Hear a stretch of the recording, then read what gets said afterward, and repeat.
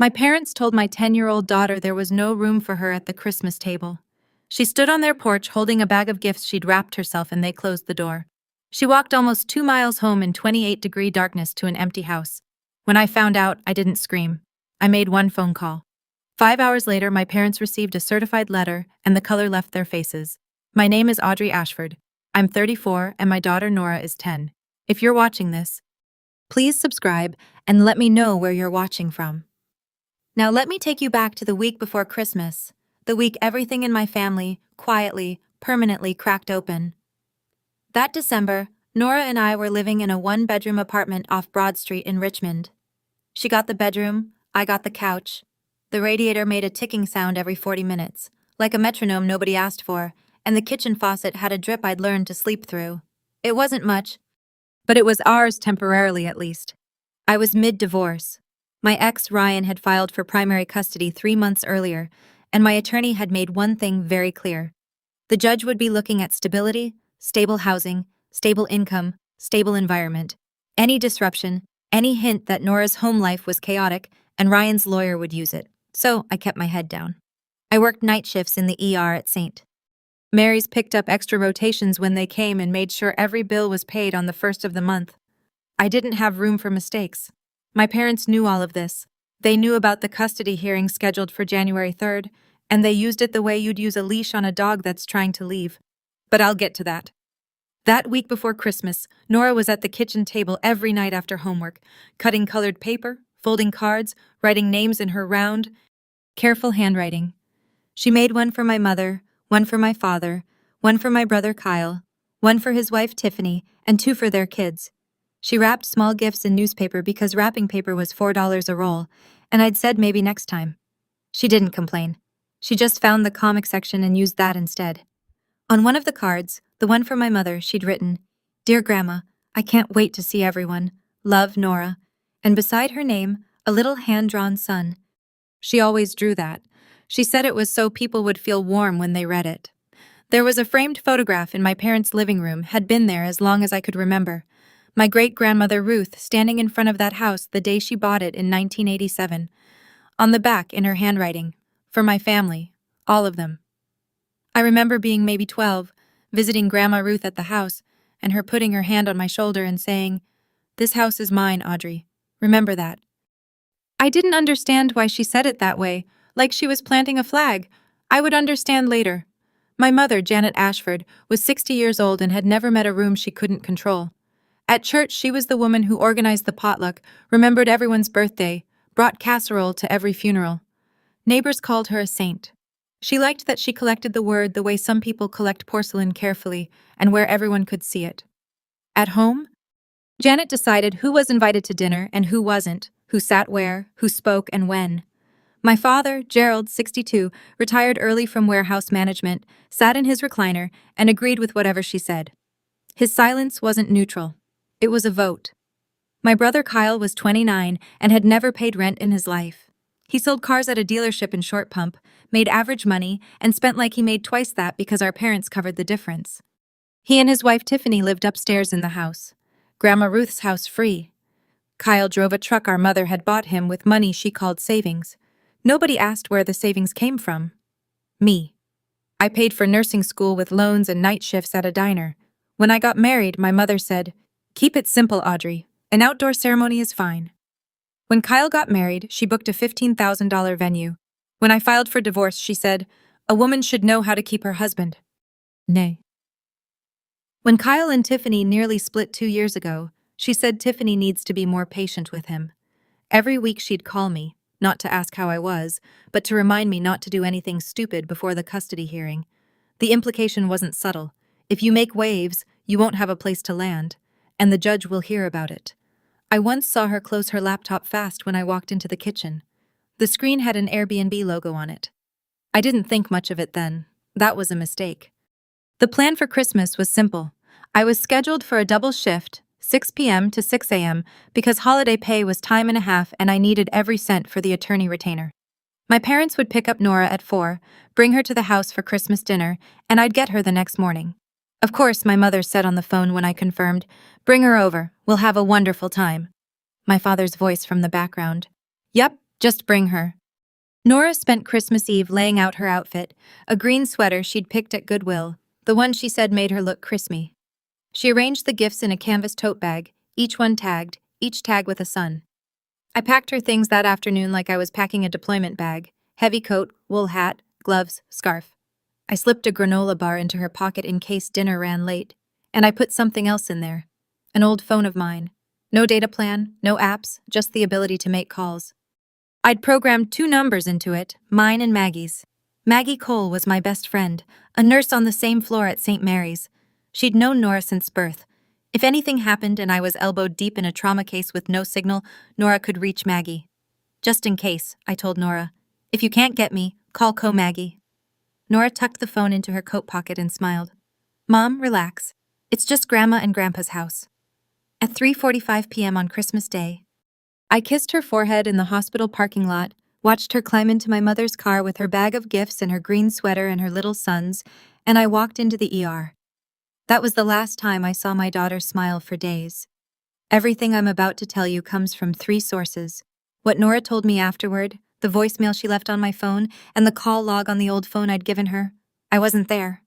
I was starting an IV on a 60-year-old man having chest pains when it happened. But I've heard the story enough times now that I can see it. Every detail, like I was standing on that porch myself. 5:15 p.m. My mother's car pulled up to the house. The windows were glowing, garland on the railing. The front door wreath my mother bought new every year. Inside, laughter. The Nat King Cole Christmas album she always played. And the smell of roast turkey and rosemary stuffing drifting out through the weather stripping. Nora walked up the steps with her tote bag. My mother let her in. Nora stood in the hallway, hearing voices from the dining room. Kyle, Tiffany, the kids, Gerald. She started to take off her coat. Then my mother went into the kitchen. Nora heard low voices. Her name, Kyle's voice, then my mother's. Then nothing for a minute. 5:30 p.m. My mother came back out. Her face had changed. The warmth was gone, replaced with that polite, practical expression she wore when she was about to say something cruel and call it reasonable. Nora, sweetie, we've got a little problem. The table is full. Kyle's in-laws came last minute. There's just no room. You should probably head home. Your mom will be back in the morning. Nora looked at the bag in her hands. But I brought presents for everyone. My mother glanced at the tote bag the way you'd glance at a flyer someone hands you on the street. That's sweet. Just leave them on the porch. We'll open them later. Behind my mother, my father stood in the hallway. He said nothing. Kyle looked over his shoulder from the dining room, then turned away. And here's what Nora told me later in a voice so steady it broke me worse than crying would have. She looked past my mother into the dining room and counted 12 chairs around that table. One of them was empty. The door closed. The wreath shook once, then stilled. The Nat King Cole kept playing inside. My daughter stood on that porch alone, holding a bag of gifts nobody wanted. And she didn't cry. She just turned around and started walking. It was 28 degrees. I know because I checked the weather log afterward. December 25th, Richmond, Virginia. 6 p.m. 28 degrees Fahrenheit. Wind chill 22. Light flurries. The kind of cold that finds the gaps in your coat and stays there. Nora walked 1.7 miles from my parents' house to our apartment. I mapped it later on my phone, standing in the kitchen, staring at the little blue line on the screen like it could explain something. 1.7 miles past houses with wreaths and electric candles in every window. Past living rooms where families were sitting together, down Mechanicsville Turnpike, where the streetlights are spaced too far apart and the sidewalk disappears for a stretch near the auto shop. She carried the tote bag the whole way, every gift. She didn't leave them on the porch like my mother told her to. She brought them home. The newspaper wrapping was damp from the snow by the time she got inside. The apartment was dark. I'd turned the heat down to 60 before I left. No point warming an empty place, I'd thought, since Nora would be at my parents' house all evening. She unlocked the door, turned on one lamp, and sat on the edge of her bed in her coat. She tried to call me at 5:43. No answer. I was in a trauma bay.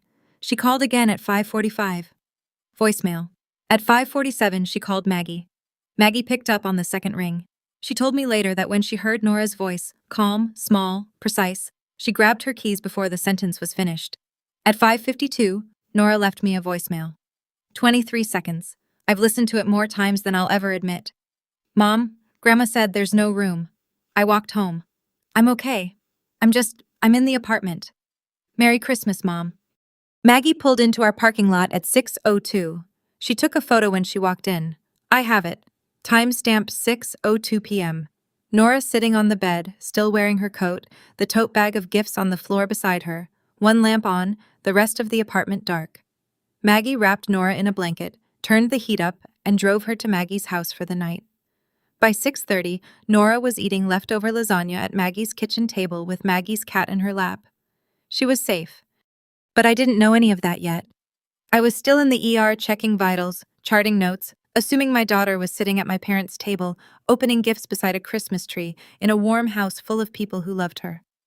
I checked my phone at 10:32 p.m. during my 15-minute break. 3 missed calls from Maggie, 1 voicemail from Nora, 0 calls, 0 texts from my mother, 0 from my father, 0 from Kyle. I listened to the voicemail first, 23 seconds. I stood in the staff break room with my back against a cold steel locker and listened to my 10-year-old daughter wish me Merry Christmas from an apartment she should never have been in that night. Her voice was steady, a little thin, not crying, worse than crying because it meant she'd already decided this was something she was supposed to handle on her own. I played it again, then one more time because some part of me was waiting for it to stop being real. Then I called Maggie. She answered immediately. She's fine. She's asleep. She's at my place. And then quietly, Audrey. She walked home alone in the dark on Christmas. Maggie had already sent me the photo by text. I opened it. My daughter still in her coat, sitting on the bed, one lamp on, that bag of gifts on the floor. Timestamp 6:02 p.m., December 25th. I looked at that image for a long time. I looked at the way the light hit only half her face and the way the rest of the apartment behind her was just nothing. Dark furniture, no tree, no music, no people. I said, "Thank you, Maggie. I'll finish my shift." She paused. "Audrey, I'll finish my shift," I said again, and I did. I went back to the floor. I charted meds and changed dressings and spoke to patients in the calm, even voice they train you to use when everything is falling apart, and you are the one person in the room who cannot afford to show it. I did not call my mother. I did not call my father. I did not call Kyle. There was nothing left to discuss. From that point on, there was only paperwork. When my shift ended at 6 a.m., I sat in my car in the hospital garage for maybe 4 minutes, engine running, heat on, phone in my hand. I scrolled through my contacts and stopped at one name, Ruth Ashford. I didn't call yet, not at 6 o'clock in the morning, but I would. And when I did, things would begin moving in a direction my parents had never once imagined. Because they had spent 18 years in a house they thought was theirs, and they had never bothered to read the paperwork that said otherwise. My mother called me at 8:14 the next morning, December 26th. I know the exact time because I was recording. Virginia is a one-party consent state. That means as long as one person in the conversation knows it's being recorded, it's legal. I knew I pressed record before I pressed answer. I'd learned that much from working intake in the ER. When things are about to go sideways, you document first and feel later. Audrey. Her voice was light, almost cheerful. I heard Nora went home last night. I'm not sure what happened. I told her to wait 10 minutes while I rearranged things and she just left. You know how kids are so dramatic. I let the silence sit for 3 full seconds. Then Nora called me at 5:52. She said you told her there was no room. She walked home. Shift. I heard it. A recalibration. The gears turning behind that polished voice. Well, it was chaotic. Audrey. Kyle's mother-in-law showed up last minute. I had to make a decision. What was I supposed to do? Kick out an elderly guest for a child? You kicked out a 10-year-old? Silence. 4 seconds this time. Then Janet's third gear. Offense. Don't start with me, Audrey. I have been supporting you through your mess. Housing you, watching your child, covering for you, and this is the thanks I get. You're just like your father's side. Ungrateful, every one of you. Her voice was climbing now, not loud but sharp, the way a blade doesn't need to be big. And let me tell you something. If you make this into a thing, don't expect us to show up at your custody hearing. Don't expect a roof. Don't expect anything. 7 minutes and 23 seconds. I recorded all of it, including the last thing she said before she hung up. The thing she probably thought was a threat, but that I filed away as evidence. You do anything stupid, Audrey, and I will make sure that judge knows exactly what kind of mother you are. I set the phone on the kitchen counter. I looked at the recording file. 7:23 December 26th, 8:14 a.m. And I saved it to a folder I just created. I named the folder Receipts. Kyle started texting at 8:45, not a phone call that would require hearing my voice. And Kyle had never been comfortable with anything that couldn't be done from a safe distance. 8:45 a.m. Mom told me you made a big deal about last night. Seriously. 8:47 a.m. Nora is fine. Kids walk home all the time. Stop being dramatic. 8:52 a.m. You need to apologize to Mom. She's crying. 9:01 a.m. If you push this, I swear I'll tell your ex's lawyer you're unstable. I didn't respond to any of them. I screenshotted every single one. Each one went into the folder. By mid-morning, the machine was running. Janet had already called her sister, my Aunt Diane, and delivered her version. Audrey abandoned Nora at our house, then blamed us for it. Aunt Diane called me at 10:15, voice soft with concern that wasn't really for me. Sweetie, your mom is just devastated. Can't you let this go? It's Christmas. Did she tell you Nora walked home alone in the dark? A pause. She said Nora left on her own. Nora is 10. Aunt Diane. Another pause longer. She didn't have an answer for that, so she said she'd pray for the family and hung up. I was putting my phone down when it buzzed one more time. Kyle again. But this message was different. The kind of mistake that only happens when someone is texting two conversations at once and sends the wrong one to the wrong person. 9:22 a.m. from Kyle, meant for Janet. Don't worry, Mom. She won't do anything. She needs us for the custody thing. She's trapped. I read it twice. Then I screenshotted it, opened the receipts folder, and saved it right below the others. He was right about one thing. I did need them for 9 more days. The custody hearing was January 3rd. After that, the leash came off. But Kyle didn't know about the leash.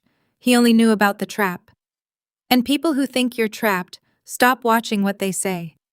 I should give you some history because what happened at Christmas didn't come out of nowhere. It was the loudest note in a song that had been playing my entire life. In the Ashford family, there were 2 kinds of children, the investment and the expense. Kyle was the investment. I was the expense. Kyle dropped out of community college after 3 semesters. My parents had paid every dime of his tuition. I put myself through nursing school on federal loans and a waitressing job that left my feet swollen by midnight. When I graduated, my mother said, "Well, at least you finished something." When Kyle got a job selling cars, she threw him a dinner party. When I got married, Janet told me to keep it simple. An outdoor ceremony is fine, Audrey. No need to go overboard. Budget? Whatever I could scrape together. When Kyle married Tiffany 2 years later, my mother booked a venue with a chandelier and a 3-tier cake and wrote a check for $15,000. She called it an investment in his future. When my marriage fell apart, she said, "A woman should know how to keep her husband." When Kyle and Tiffany nearly separated that bad stretch with the credit card debt, she said, "Tiffany needs to learn patience." And then there was how they treated Nora. Kyle's 2 kids, Brayden, 5, and Harper, 3, were my babies. Janet posted them on Facebook every week, matching outfits at Easter, pumpkin patch in October. My mother's grandchildren front and center. Nora was Audrey's kid, or sometimes just the girl. Last Christmas, the one before this, Nora had been placed at a folding card table in the hallway while everyone else sat at the main table. When she asked why, my mother said, "The big table is for immediate family, Nora." Nora looked at her. "Am I not immediate family?" My mother changed the subject. I swallowed it. I was 2 months into the divorce filing, sleeping on a couch, and terrified that one wrong move would cost me my daughter in family court. So, I swallowed it the way I'd been swallowing things from that family for 30 years. But someone else heard about that moment through a phone call I didn't even know had happened. Grandma Ruth. She'd heard, and she hadn't said a word. Not yet. She was waiting. I just didn't know for what. Let me tell you about the house. It was a 3-story colonial on a tree-lined street in the near suburbs of Richmond. White siding, black shutters, wraparound porch. My great-grandmother Ruth bought it in 1987 with cash from 40 years of bookkeeping and a pension from the Henrio County school system. She raised her son, my grandfather, there. When he passed in 2003, she stayed another 2 years. In 2005, she set up a living trust, put the house in it, and named herself trustee. The trust document had one guiding clause I wouldn't read until much later. The property shall serve the family, all members, without exclusion. In 2012, Grandma Ruth moved to a nursing home in Charlottesville. Janet and Gerald moved in. No lease, no rent, just a verbal understanding that they'd look after the place. Kyle and Tiffany took the upstairs 3 years after that. Also free, also no lease. 18 years my parents had lived in that house without paying a dollar. And somewhere along the way, they'd started talking about it like it was theirs. Our home, the family home, the house we've poured our lives into. As if the woman who actually bought it, the woman sitting in a nursing home 60 meters away, had simply vanished. But there was the basement, a finished space that used to be the family room where I'd watched movies with Grandma Ruth as a kid. 3 years ago, Janet had it renovated. New lock on the door, separate entrance from the side yard. She told everyone the basement was damp and unsafe. She told Grandma Ruth it had a mold problem. Nobody went down there. That night, December 26th, after Kyle's wrong number text and Aunt Diane's phone call, I opened the Airbnb app on my phone and typed in my parents' address. It took 4 seconds. Cozy Basement Suite, Richmond, Virginia. 47 reviews. Superhost badge, $89 a night. Host name, Janet A. I scrolled through the listing photos. And there it was. Grandma Ruth's old basement. The one with the wood-paneled walls and the brick fireplace. New furniture, new linens, a little basket of toiletries on the nightstand. 47 5-star reviews in a house that didn't belong to her. In a basement, she told a 90-year-old woman was too dangerous to enter. I screenshotted everything, the listing, the reviews, the pricing, the host profile. Timestamp: December 26th, 11:30 p.m. Then I closed the app, set my phone on the kitchen counter, and sat in the quiet for a long time. Tomorrow morning, I was going to call Grandma Ruth. I called at 7:15 a.m. on December 27th, early, but Grandma Ruth had been a dawn riser her whole life, and the nursing home staff told me once she was usually dressed and reading by 6:30. She picked up on the third ring. That voice, coarse, thin, but precise in a way that age hadn't touched. Like a blade that had been sharpened so many times, it was narrow but still cut clean. "Audrey, you're calling early. What happened?" I told her all of it. Nora at the door, the no-room excuse, the walk home, the dark apartment, the voicemail. Grandma Ruth went silent. Not the silence of someone who didn't hear, the silence of someone counting. I waited 10 seconds. I know because I counted too. Then she spoke, and her voice hadn't changed a fraction. "That house has 12 chairs and a table that seats 14, Audrey. I bought every single one of them." I told her about the Airbnb listing, the basement, the 47 reviews, the $89 a night under Janet's name. Another silence. 5 seconds this time. "So she is making money off my house and turning away my great-grandchild at the door on Christmas." It wasn't a question. It was a verdict. "Audrey, do you have that screenshot? The listing?" "Yes, ma'am." "Good. I'm calling Martin this morning. Martin Haywood, Grandma Ruth's estate attorney in Charlottesville. He'd set up the trust in 2005 and handled every update since. I'd met him once, years ago. Quiet, careful. The kind of man who wore the same gray suit every day and never forgot a clause." Before she hung up, Grandma Ruth said one more thing. "I already knew something was wrong, Audrey. Last Christmas, Nora called me to say Merry Christmas, and she told me, 'Grandma Ruth, I sat alone at the little table. I asked Janet about it. Janet said Nora preferred it that way.'" A breath. I believed her. I will not believe her again. That morning, while my mother was posting leftover Christmas photos on Facebook, the ones from the dinner table Nora wasn't allowed to sit at, captioned, "Blessed Family Time," a woman 90 miles away in a Charlottesville nursing home was on the phone with her attorney, and the clock had started. Martin Haywood called me at 2:15 that afternoon. His voice was what I expected, measured, unhurried, the kind of tone that doesn't waste words because each one has already been weighed. "Miss Ashford, your great-grandmother has briefed me on the situation. I've reviewed the trust documents. I want to walk you through where things stand." He spoke for maybe 4 minutes. This is what he said, and I'm paraphrasing only slightly because I wrote it down on the back of a grocery receipt while standing in my kitchen. The house was held in the Ruth Ashford Revocable Living Trust, established 2005. Grandma Ruth was the sole trustee. Janet and Gerald had no lease, no deed, no ownership interest of any kind. They were what the law calls permissive occupants. People allowed to stay at the owner's pleasure, and that pleasure could be revoked with 30 days written notice. Virginia statute, black and white. Your grandmother has instructed me to do two things, Martin said. First, prepare a 30-day notice to vacate, addressed to Janet and Gerald Ashford. Second, draft an amendment to the trust, removing Janet and Gerald as beneficiaries and naming you as sole beneficiary with Nora as contingent beneficiary. I leaned against the counter. How soon? The notice will go out by certified mail tomorrow, December 28th. I'll bring the amendment to your grandmother's facility tomorrow morning for signature. I've already arranged a notary and 2 witnesses from the nursing home staff. I said yes. Then he added something that made me grip the edge of the counter. Miss Ashford, there's the secondary matter. If Janet has been generating rental income from trust property without the trustee's knowledge or consent, that may constitute conversion of trust property income. I'll need you to send me everything you have. The listing, the screenshots, the reviews, all of it.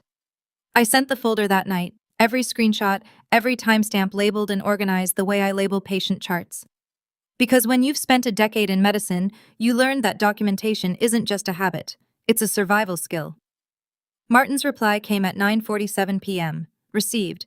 This is comprehensive. We'll proceed in the morning. Somewhere in Richmond, my mother was probably watching television in a house she didn't own, sleeping in rooms she hadn't paid for, spending money she'd skimmed from a basement she'd lied about. And she had no idea that by this time tomorrow, her name would be crossed off a legal document and replaced with mine. December 28th, I drove to Charlottesville with Nora in the back seat. 1 hour on I-64. Winter sun, flat and white through the windshield. Nora didn't ask where we were going. I'd told her we were visiting Grandma Ruth, and her face had lit up the way it used to before Christmas stopped being a word that made her happy. The nursing home smelled like it always did, lemon disinfectant and cafeteria coffee and something floral the staff sprayed in the hallways that never quite covered the rest. Grandma Ruth was in the common room sitting in her wheelchair with her back straight, wearing a blue cardigan buttoned to the top. Martin Haywood stood beside her in his gray suit. A leather folder opened on the table. Next to him, a woman with a notary stamp and 2 nursing home staff members. I recognized Linda from reception and a CNA named Terrence, who'd always been kind to Grandma Ruth. Nora saw her first. Grandma Ruth. Grandma Ruth's face changed. The sharpness softened just around the eyes. She held her arms open. Come here, little son. Nora hugged her. Careful the way kids learn to be careful with people who are small and old and precious. Grandma Ruth held her for a long moment, one hand on the back of Nora's head. Then she leaned back and looked at her.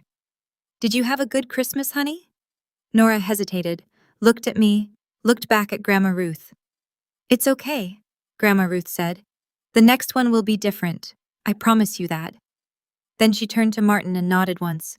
Business. Martin read the amendment summary aloud. Steady, formal, every word precise enough for a courtroom. Janet Ashford and Gerald Ashford removed as beneficiaries. Audrey Ashford named sole beneficiary. Nora Ashford named contingent beneficiary. The house, the trust assets, the whole structure Grandma Ruth had built over 40 years of careful saving, redirected. Grandma Ruth signed with a hand that shook slightly, but never hesitated. The notary stamped. Linda and Terrence signed as witnesses. Martin slid the 30-day notice across the table next. Grandma Ruth signed that too. Then she asked for a piece of paper. Not the legal kind, just a sheet of lined notebook paper from Linda's desk. She wrote in a hand that was looser than it used to be, but still legible, still hers. Janet, I gave you my home so my family would always have a place. You turned away a child on Christmas. That is not what my home is for, Ruth. She folded it, slid it into the envelope with the notice, and looked at Martin. Send it. Martin sealed the envelope, addressed it. Certified mail. Return receipt requested. Before we left, Grandma Ruth held my hand, her grip still surprisingly firm, and said something I carry with me. I'm 89, Audrey. I've buried a husband, a son, and 2 friends this year alone. But I am not too old to protect what's mine, and Nora is mine. By 4:00 p.m. that afternoon, a sealed envelope was sitting in a blue USPS collection box outside the Charlottesville post office, addressed to Janet and Gerald Ashford, stamped certified, and heading south toward Richmond. That night, after Nora was asleep, I sat at the kitchen table with my laptop open and the apartment quiet around me. The radiator ticked, the faucet dripped, and I built a case.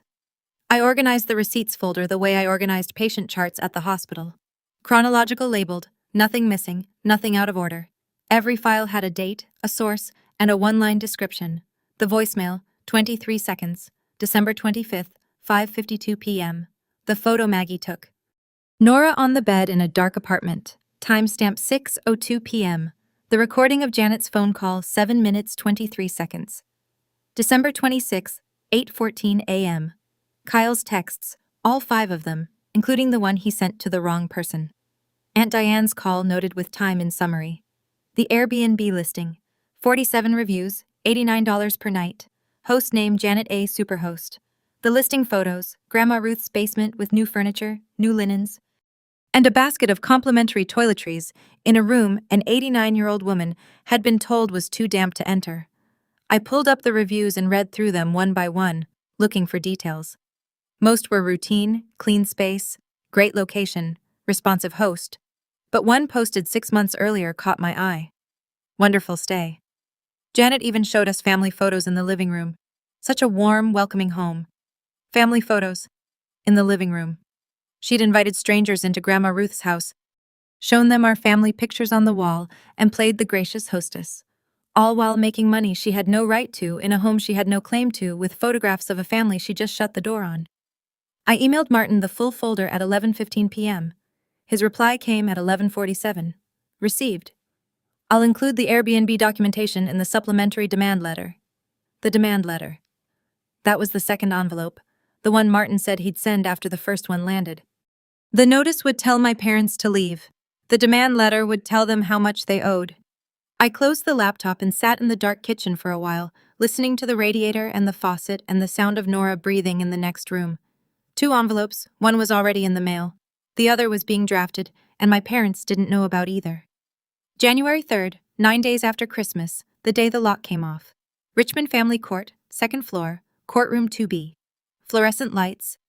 Beige walls, the American flag hanging limp beside the judge's bench. I sat at the petitioner's table in a navy blazer I'd bought at a consignment shop and pressed the night before, my attorney beside me. Ryan sat across the aisle with his lawyer, arms crossed, jaw tight, looking at me like I was a problem he'd already solved in his head. The hearing lasted 40 minutes.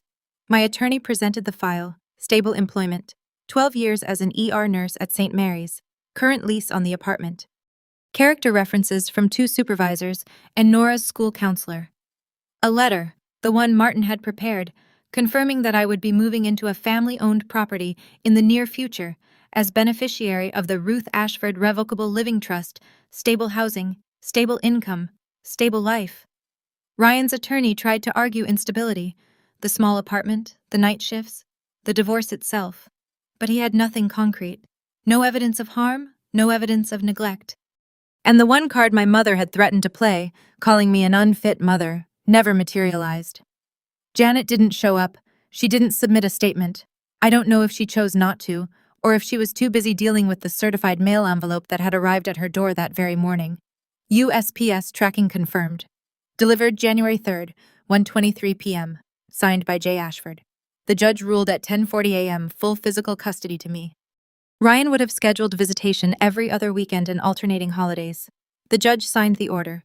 The clerk stamped it and my attorney handed me a copy. I walked out of that courthouse holding 2 pieces of paper. One said my daughter was mine. The other, the trust amendment, said my silence was over. That same morning, back in Richmond, a mail carrier had walked up my parents' porch steps and left an envelope that required a signature. My mother had signed for it at 1:23 p.m., probably expecting a late Christmas card or a bill or one of those charity solicitations she always threw away without reading. She wasn't throwing this one away. Janet called me at 1:47 p.m., 24 minutes after she opened the envelope. I know because I was sitting in my car in the courthouse parking lot, still holding the custody order when my phone rang and her name appeared on the screen. I let it ring 3 times. Then I answered. Her voice was different now. Not the smooth, managing Janet from 2 days ago. This was high, unraveled, shaking at the seams like a wall with the studs pulled out. What is this? What did you do? This says we have to leave in 30 days. This is our house, Audrey. I watched a woman cross the parking lot with a stroller bundled against the cold. I let Janet's words settle into the air between us, and then I said evenly, It's Grandma Ruth's house. It's always been Grandma Ruth's house. Your grandmother is senile. She doesn't know what she's signing. I will contest this. I will take this to court. She was evaluated by her physician last week. Mom, she's competent. The amendment and the notice are both valid. It's been reviewed. I heard Gerald in the background, muffled, agitated, then his voice closer like he'd taken the phone. Audrey, this is ridiculous. We've lived here for 18 years. You can't just— I didn't. Grandma Ruth did. You have 30 days. He went quiet. Janet grabbed the phone back. Where are we supposed to go? I let the silence hold for 3 seconds. Then, I don't know, Mom. Maybe somewhere with enough room. She heard it. I know she heard it because the line went dead. She didn't hang up gently. She hung up the way people do when the ground shifts under them, and they don't know yet whether it's an earthquake or just the beginning of one. The USPS certified mail receipt was already on file with Martin's office. Delivered, signed, time-stamped. The 30-day clock had started and there was no unsigned version of that letter. No take-back. No let's talk about this over dinner. Just a legal document in a sealed envelope with a handwritten note from an 89-year-old woman who remembered exactly how many chairs were around that table. I started the car, pulled out of the courthouse lot, and drove to pick up my daughter from school. I need to pause here for just a second because I know some of you are watching this and you felt it. That moment when someone tells you there's no room for you. If that's you, drop it in the comments. And if you haven't subscribed yet, now's a good time because what Janet did next, I still can't believe it. Let me keep going. My mother's first instinct wasn't to apologize. It wasn't to call Grandma Ruth. It wasn't even to call a lawyer. Not yet. Her first instinct was to perform. January 4th, one day after the notice arrived, Janet posted on Facebook, "Public, not friends only, public." She wanted reach. Please pray for our family. Our eldest daughter has been manipulating her elderly grandmother, a 89-year-old woman in a nursing home, to take away our home. We have poured our hearts and our lives into this house for nearly 2 decades. We are devastated. Please keep us in your thoughts and prayers. 67 reactions, 34 comments, hearts, crying faces, praying hands. Oh, Janet, how awful. Stay strong, honey. Some children don't know what they have until it's gone. One woman from Janet's church group wrote, "This is just heartbreaking. Your family is in our prayers." 3 people called me heartless without knowing my name. Not one of them knew a child had walked home alone in the dark because of the woman they were praying for. Kyle jumped in, his comment pinned under the post. "My sister is trying to steal our inheritance. Don't be fooled." Then Janet called the pastor. Pastor Whitfield, a kind man genuinely, but a man who only ever heard one side of anything that happened in my mother's orbit. He called me that evening, voice careful, measured. "Audrey, your mother is really struggling. Maybe we could all sit down." "And Pastor Whitfield, did my mother tell you she turned my 10-year-old daughter away from Christmas dinner?" Pause. She said it was a misunderstanding. I have the voicemail my daughter left me from an empty apartment that night. It's 23 seconds long. Would you like to hear it? He didn't answer that question. He said he'd pray for the situation. I thanked him and hung up. I screenshotted the Facebook post, the comments, Kyle's reply, the timestamps. All of it went into the receipts folder. I did not post a response. I did not comment. I did not correct a single person publicly.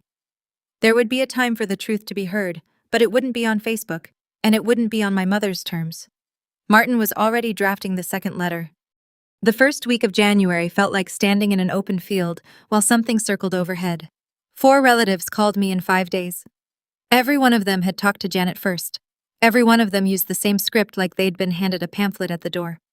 "Just apologize, Audrey. Think about your parents' age. You're tearing this family apart." Aunt Diane called again. "Sweetie, can't you just come to dinner and sort this out? Your mom is beside herself." I said, "Diane, did she tell you about the Airbnb listing? The one where she rented out Grandma Ruth's basement for 3 years without telling her?" Diane went quiet.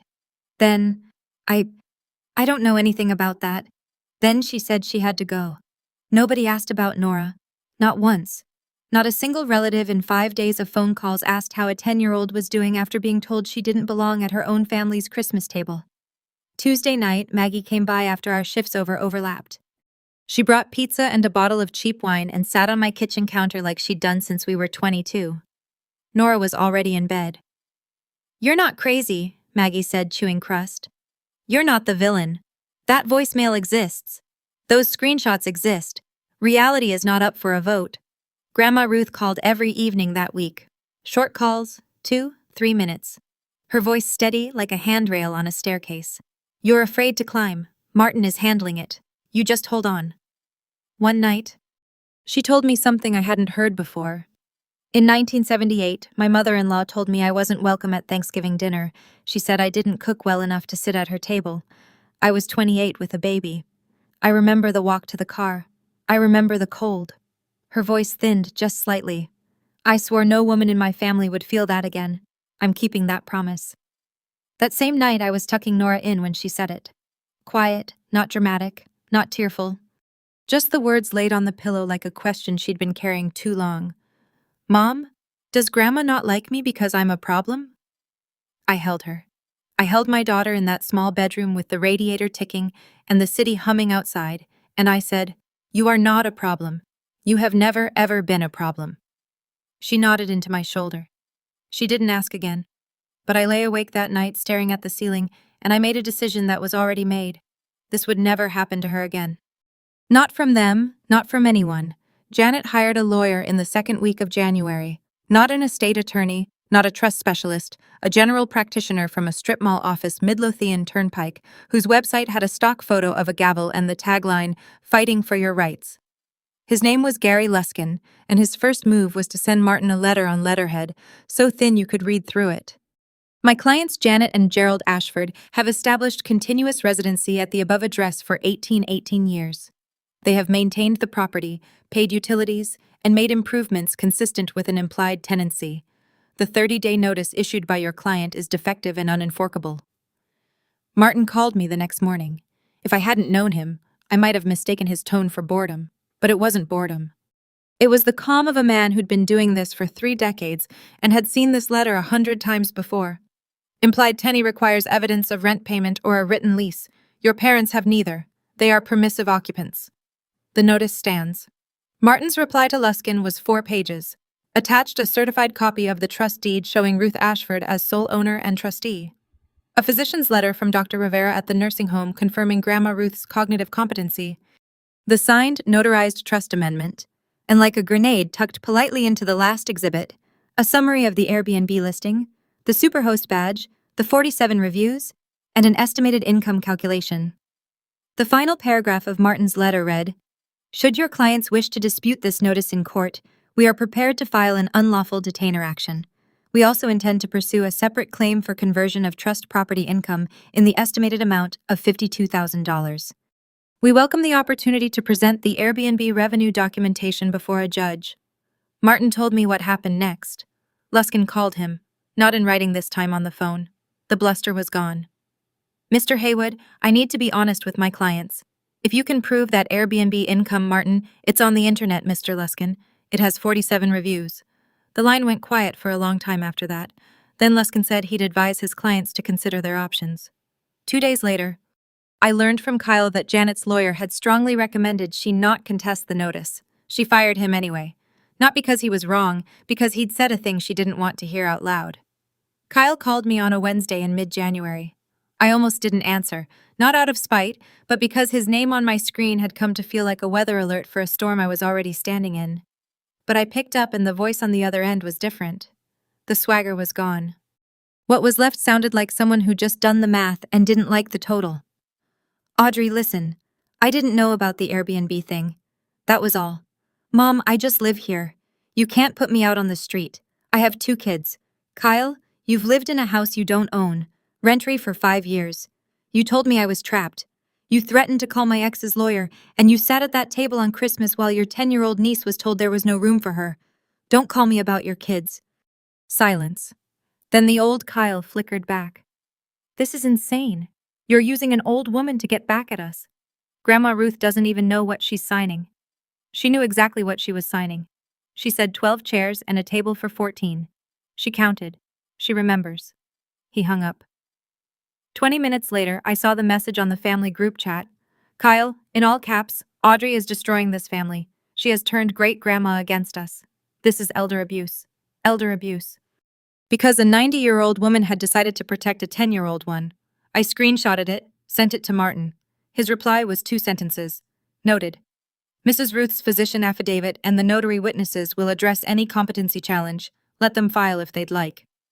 What Kyle didn't know, what none of them knew, was that Grandma Ruth had already anticipated this back on December 28th when Martin brought the amendment to the nursing home. He'd also brought a signed affidavit from Dr. Rivera. It stated in medical language that left no room for reinterpretation that Ruth Eleanor Ashford was alert, oriented to person, place, time, and situation, and fully competent to manage her legal and financial affairs. Dated, signed, notarized, filed with the trust documents. My mother called me a manipulator. My brother called it elder abuse. But the paper trail told a different story. And paper doesn't flinch when you raise your voice at it. At the end of January, 3 weeks into the 30-day notice, Janet drove to Charlottesville. I wasn't there. I didn't learn the details until Grandma Ruth told me that evening, and Martin confirmed the rest through the nursing home's incident report, which he'd requested a copy of. So I'm telling you what happened the way it was told to me by two people who had no reason to embellish. Janet walked into the nursing home lobby at 11:40 a.m. She was wearing what she always wore to make an impression: the beige wool coat, the pearl studs. The look of a woman who volunteered at church and expected every door to open accordingly. She approached the front desk. "I'm here to see Ruth Ashford. I'm her granddaughter-in-law." Linda, the same Linda who had witnessed the trust amendment signing, looked at her screen, then back at Janet. "I'm sorry, ma'am. Ms. Ruth has updated her visitor authorization list. Your name is not on it." Janet's smile didn't break. Not right away. "There must be a mistake. I've known her for 30 years. I'm family." "I understand, ma'am, but we follow the residents' expressed wishes. I'm not able to authorize this visit." The smile cracked. Janet asked for a supervisor. The supervisor said the same thing politely, firmly, the way healthcare workers learn to do when someone powerful is not used to being told no. Janet began to cry, or at least to produce the sounds and posture of crying. She stayed in the lobby for 12 minutes. When it became clear that tears were not going to unlock the door, the supervisor said, "Ma'am, if you're unable to leave on your own, we'll need to contact security." Janet left. From the parking lot, she called Gerald. I know this because Grandma Ruth heard from Linda what Janet said in the lobby on her way out loud enough that 3 other visitors turned around. "That girl has poisoned her against us." Then Janet tried something else. She called Grandma Ruth directly. Grandma Ruth answered. She told me she let Janet talk for about 15 seconds. The usual opening. "Grandma Ruth, please. There's been a terrible misunderstanding. We love you. We would never." Then Grandma Ruth spoke. "There was no misunderstanding, Janet. You turned away a child, my great-grandchild, on Christmas in my house, and then you rented out my basement for money you never told me about." Janet started to stammer. "That's not, I was going to. This conversation is over. Talk to Martin." And she hung up. The nursing home visitor log stamped, dated with Linda's initials, recorded Janet's visit and denial. The staff incident report noted in clinical language. Visitor became verbally agitated in lobby. Declined to leave when asked. Departed after security was mentioned. No physical incident. One more piece of paper. One more timestamp. One more entry in a file that was getting thicker by the day. The second envelope arrived on February 3rd. Certified mail. Return receipt requested. Same process. Same mailman, same porch steps, but this time it wasn't a notice to vacate. It was a demand letter, and the number at the bottom had a comma in it. Martin had spent 2 weeks building the financial case. He'd submitted a third-party subpoena request to Airbnb through their legal compliance portal, standard procedure for trust attorneys investigating unauthorized use of trust assets. What came back was a full earning statement for the host account registered to Janet A. Linked to the property address. 3 years of booking records, payout amounts, calendar availability, occupancy rates, total gross income deposited into Janet's personal bank account from Airbnb rentals of Grandma Ruth's basement, $52,340. The demand letter was on Martin's letterhead, 3 pages, clean, clinical. The kind of document that doesn't raise its voice because it doesn't need to. It cited the trust clause granting exclusive authority over trust property to the trustee. It cited Virginia law on conversion of trust property income, and it requested in language so polite it almost sounded like a suggestion. Full restitution of $52,340 within 60 days, or the trust would file a civil lawsuit. Attach the Airbnb earning statement, the listing screenshots, the 47 reviews, the archived listing from the Wayback Machine, because Janet had quietly deleted the Airbnb page 2 days earlier, thinking that if she erased the listing, she erased the evidence. She was wrong. The internet has a memory that outlasts good intentions and bad ones alike. Janet didn't call me this time. She didn't call anyone as far as I know, but Gerald did. He called me that evening, and for the first time in my entire life, my father sounded like a man who understood that the floor he was standing on had never belonged to him. Audrey, his voice was thin. We don't have $52,000. Your mother, she spent it. The truck for Kyle, credit cards, a cruise last year, it's gone. That's between you and Grandma Ruth's lawyer, Dad. Silence, then very quietly. What happens if we can't pay? Then Martin files. I heard him exhale. Not anger. Something more like the sound a structure makes when the last supporting wall gives way. He said, "Okay," and hung up. $52,000. That's how much it cost my parents to turn away a 10-year-old on Christmas. Except they didn't pay it. They spent it on a truck, on a cruise, on a life that was never theirs to fund. And now the receipt had arrived. What happened next? I pieced together from 3 sources. A voicemail Gerald left me at 2 a.m. that he probably didn't remember leaving. A text exchange between Kyle and Tiffany that Tiffany forwarded to me weeks later.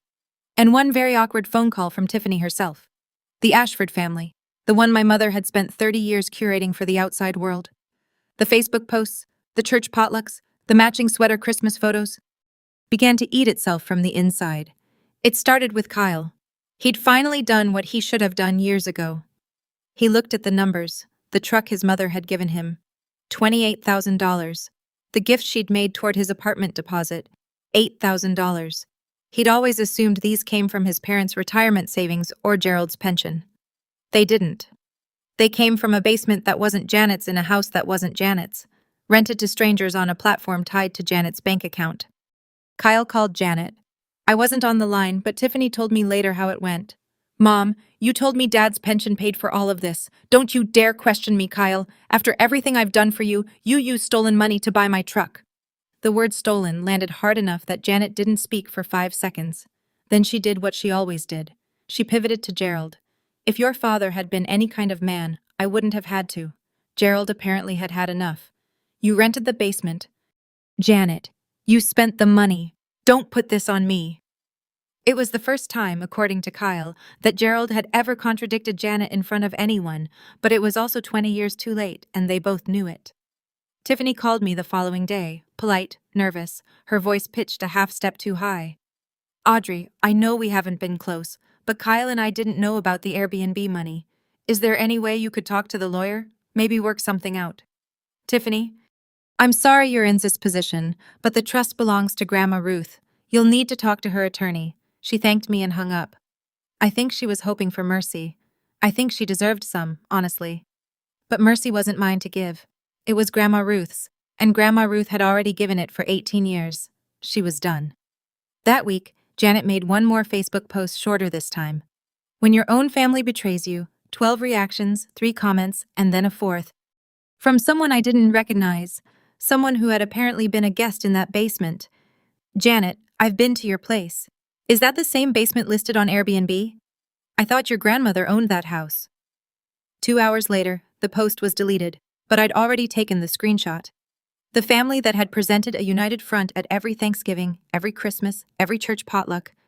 The one that smiled in matching sweaters while a little girl sat alone at a folding table was dissolving. Not because I tore it apart, because the truth did. I know this has been a lot, but we're almost to the end. And honestly, what happened on move-out day is the part even I didn't see coming. If you're still here, hit subscribe and drop a comment. Have you ever watched someone's public image fall apart when the truth finally came out? Stay with me. The 30-day deadline fell on February 2nd. I know because I'd counted every single one of those days the way a nurse counts strip rates, precisely with a quiet awareness that the wrong number could change everything. Martin emailed me the evening before. "Deadline is tomorrow. If they don't vacate, I'll file the unlawful detainer action with the General District Court on Monday morning." I drove by the house that afternoon. I didn't stop. I didn't pull into the driveway. I just slowed down as I passed. The way you slow past an accident on the highway. Not because you want to look, but because something in you needs to know. Both cars were in the driveway, lights on in the kitchen. The wreath from Christmas was still on the door, dried out, browning at the edges. Nobody had taken it down. They weren't leaving. That evening, Janet texted me. Not a phone call this time, just 6 words on a screen. "We're not leaving. This is home." I forwarded it to Martin. His reply, "Filing Monday." Kyle at least had read the room.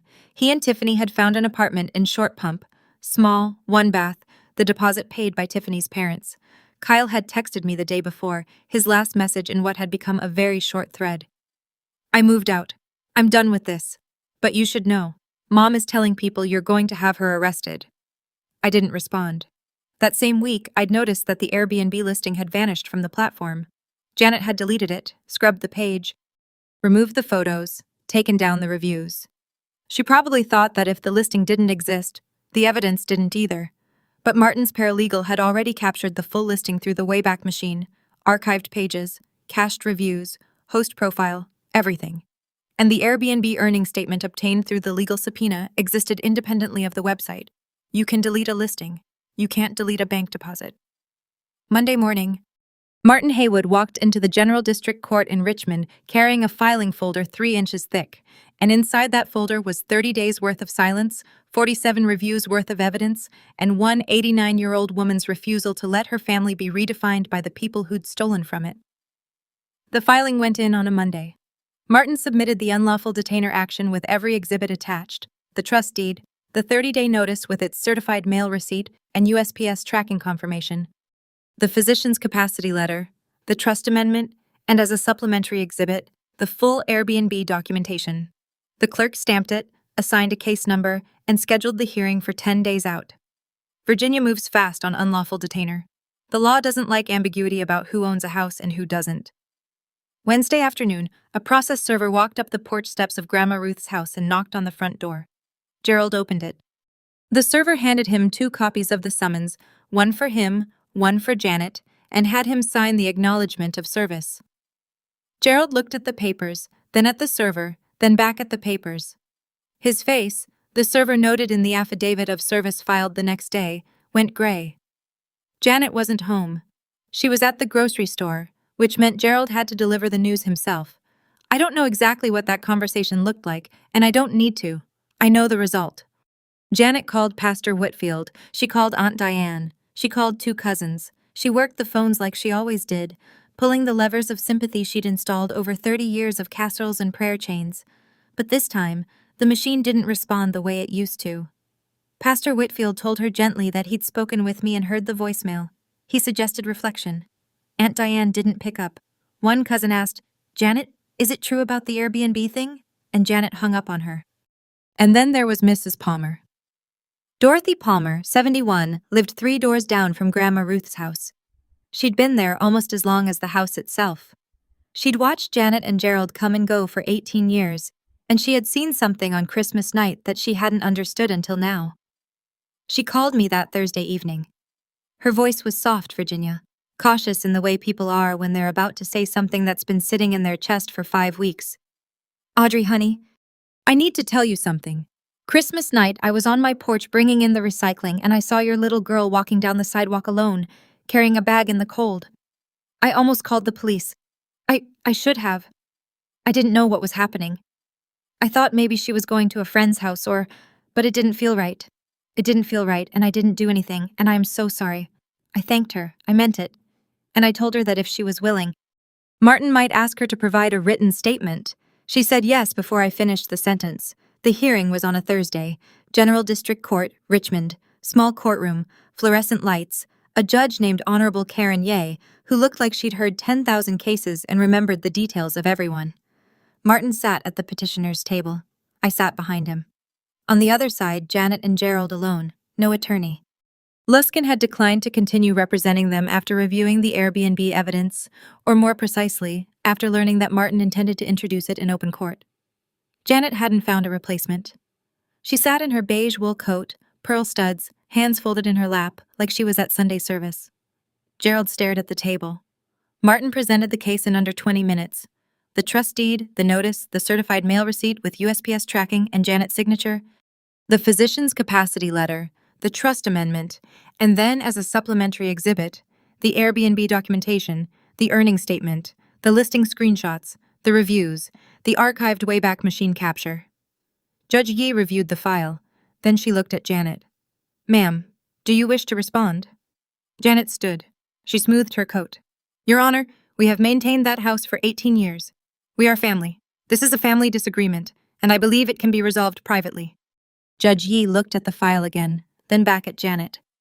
"Ma'am, did you receive rental income from the trust property?" Janet's hands tightened on the edge of the table. That was just a small. Did you or did you not receive rental income from property held in a trust for which you are not the trustee?" The courtroom was very quiet. I could hear the ventilation system humming. "Yes," Judge Yi ruled in 11 minutes, writ of possession. Janet and Gerald Ashford were ordered to vacate the premises within 10 days.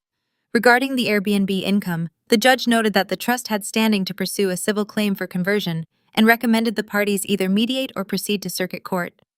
Janet cried, not the performative kind she deployed in the nursing home lobby. Real tears, the kind that come when you realize the script you've been reading from your entire life doesn't have any more pages. Gerald sat beside her, hands on his knees, looking at the floor. Martin gathered his documents. I stood and walked out through the double doors into the hallway where the light was gray and flat and unremarkable. No dramatic music, no slow-motion moment, just a woman holding a court order in a manila folder walking toward the elevator. The judge didn't raise her voice. She didn't have to. The documents spoke for themselves. They always do when you take the time to keep them. They moved out on a Saturday in mid-February. I know because Maggie drove past the house that afternoon. I'd asked her to, not because I needed to witness it, but because some part of me needed to know it was real. A rented box truck in the driveway, Gerald carrying lamps and boxes, Janet directing him from the porch in her coat, arms crossed, mouth align. Neighbors watched from porches and driveways the way people do when something private becomes public. Not with glee, just with that quiet, careful attention that comes from knowing a street story just changed. Maggie told me one detail that stayed with me. Janet took everything, the furniture, the kitchenware, Kyle's old trophies from the upstairs shelf, the Christmas dishes she'd used for the dinner Nora wasn't allowed to attend. She took the curtains. She took the bathroom mirror she'd hung over the sink. But she left the photograph, the framed one. Grandma Ruth standing in front of the house in 1987.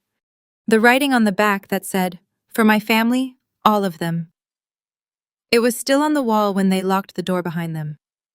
Maggie sent me a text at 3:14 p.m. They're gone. I went to the house the next morning. Nora was with me. The place was cold. They'd turned the thermostat down before they left. One final small act of pettiness in a long catalog of them. The rooms were empty, dusty in the corners. Sunlight falling through bare windows onto hardwood floors Grandma Ruth had picked out almost 40 years ago. I found the photograph in the living room, still hanging, slightly crooked. I took it down, wiped the glass with my sleeve, and hung it back, level center, where it belonged. Janet and Gerald rented a one-bedroom apartment in Midlothian, $1,400 a month, first rent payment in 18 years. The unlawful detainer judgment was now part of their court record, which meant any future landlord who ran a background check would see it. Martin had informed them that the $52,340 claim remained active. If they didn't agree to a repayment plan within 60 days, the trust would file in circuit court. She took the Christmas dishes. She left the photograph. I suppose she knew which one she'd earned and which one she hadn't. We moved in at the end of February. Nora carried her backpack up the porch steps.